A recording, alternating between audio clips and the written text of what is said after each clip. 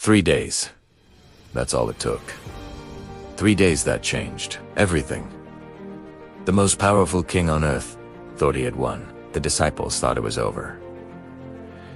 Even those who loved Jesus most had given up hope. But here's what nobody tells you about the Easter story. It's not just a story about what happened 2,000 years ago. It's a story about you, about the moment when everything feels lost, when the stone feels too heavy to move. To understand Easter, you need to understand the world Jesus walked into.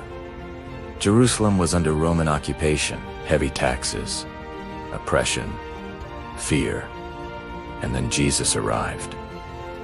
He healed the blind. He fed thousands with almost nothing. Everywhere he went, broken people became whole again. But the religious leaders, they feared him. They saw his power, and they decided this man must be stopped. So they made a plan, and they found exactly the person they needed to carry it out. One of Jesus' own, a man named Judas. Jesus gathered his 12 disciples in a quiet upper room for the Last Supper.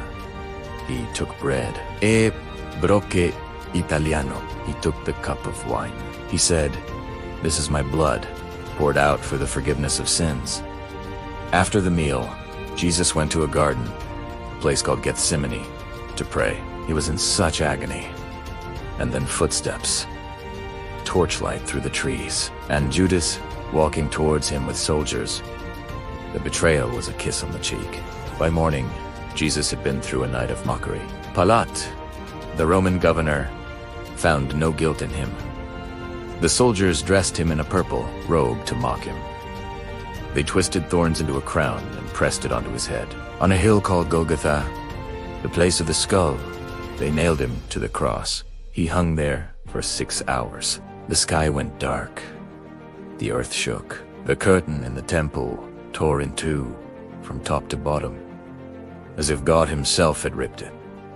Jesus was taken down and placed in a tomb. A large stone was rolled across the entrance, and the world went silent. 3 days later, very early on Sunday morning, a group of women made their way to the tomb. But when they arrived, the stone was already gone. They stepped inside and saw an angel sitting where Jesus had been laid. The angel said, "He is not here. He has risen, just as he said." 3 words that changed human history. And then Mary Magdalene heard someone call her name. Mary.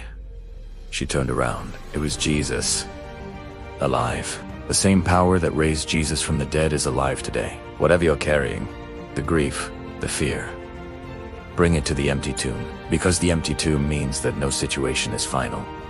No darkness is permanent. He is not dead. He's risen. Share this video with someone who needs hope this Easter. Subscribe for more stories from the Bible. God bless you.